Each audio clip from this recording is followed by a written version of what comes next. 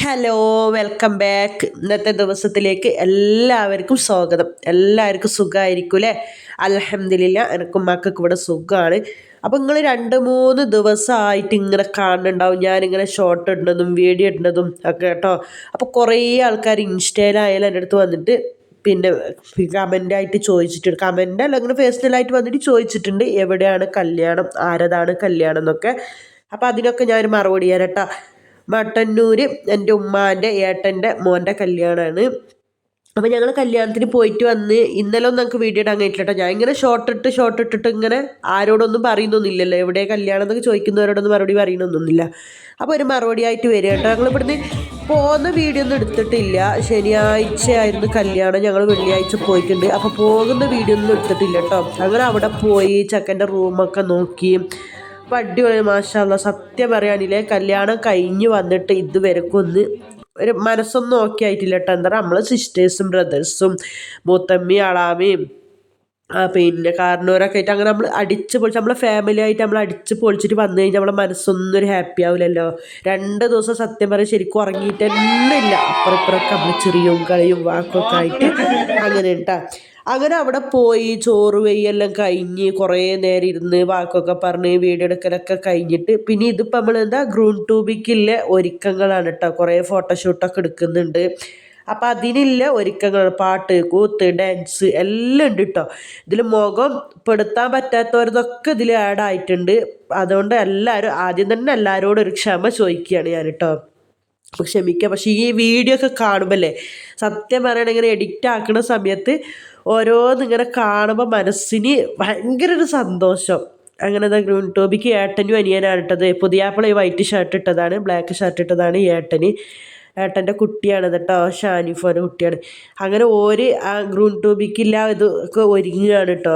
അപ്പോൾ എൻ്റെ കുട്ടീനെ കൊണ്ട് ഗ്ലാസ്സൊക്കെ വെപ്പിച്ച് കൊടുക്കുകയാണ്. ഇവിടെ നല്ല രസമുണ്ട് കാണാൻ. പക്ഷെ ഇപ്പം കാണുമ്പോൾ രസമാണ്. അപ്പോൾ ഇത് ഓൺ വോയിസ് ആയിട്ട് മാത്രം വോയിസ് ആയിട്ടേ വരാൻ പറ്റുള്ളൂ, ഓൺ വോയിസ് വരാൻ കഴിയൂല. ഫുള്ള് മ്യൂസിക്കാണ് കേട്ടോ. മ്യൂസിക്കും പാട്ടും കൊട്ടൊക്കെയാണ്. അപ്പോൾ ആ ഒരു ടീം ഉണ്ടായിനാണ്. അപ്പോൾ നോക്കിക്കോ, ഇട്ട് കൊടുക്കണമെന്ന് നോക്കിക്കോ. ഇപ്പുറത്തേക്കിടുന്നുണ്ട്, അപ്പുറത്തേക്കിടുന്നുണ്ട്, അപ്പുറത്തേക്ക് ഇപ്പുറം. അപ്പോൾ അവിടെ ഒക്കെ കൂക്കലും പാട്ടും ഒച്ചപ്പാടൊക്കെയാണ് കേട്ടോ. അപ്പോൾ നമുക്ക് അത് കോപ്പിറൈറ്റ് കിട്ടും നമ്മളെ വീഡിയോക്ക്, അതുകൊണ്ട് ആഡ് ചെയ്യാൻ പറ്റൂല. അപ്പം അതെല്ലാം വോയിസ് കട്ടാക്കിയിട്ടാണ് ഇട്ടിരുന്നത്. ഇങ്ങനല്ലടാന്നൊക്കെ പറഞ്ഞിട്ട് ഇങ്ങനെ താല്പര്യങ്ങളുണ്ട്. നല്ല രസമുണ്ടായിരുന്നു കാണാൻ. പക്ഷെ സത്യം പറയാം, അന്നൊന്നും ഞങ്ങൾ ഉറങ്ങിയിട്ടില്ല. നേരെ വെളുക്കോളം ഞങ്ങൾ ഉറങ്ങിയിട്ടില്ല. അപ്പം ഇതിൻ്റെ ഫുള്ള് വീഡിയോ ഉണ്ട് കേട്ടോ. ഫുള്ള് ഓൺ വോയിസ് കൊടുക്കാൻ പറ്റുന്നില്ല ഞങ്ങൾക്ക്. പോയി വന്നതിൻ്റെ ശേഷം ജലദോഷം പിടിച്ചിട്ട് സൗണ്ട് അടയലും തുമ്മലും ഇങ്ങനെയൊക്കെയാണ് കേട്ടോ. അപ്പോൾ എൻ്റെ മാമൻ്റെ അടിപൊളി പാട്ടൊക്കെ നിങ്ങൾ കണ്ടിട്ടുണ്ടാവുമായിരിക്കും അല്ലേ. എന്നാലും ഞാൻ ഷോർട്ട് ഇട്ടത് കാണാത്തൊരു ഇതിലുണ്ട് കേട്ടോ. അതേപോലെ എൻ്റെ വീഡിയോ പുതിയതായിട്ട് കുറേ സബ്സ്ക്രൈബർ വന്നിട്ടുണ്ട്. ഇപ്പോൾ ഈ 2-3 ദിവസത്തിൽ കുറേ സബ്സ്ക്രൈബർ വന്നിട്ടുണ്ട്. എല്ലാവർക്കും നന്ദി.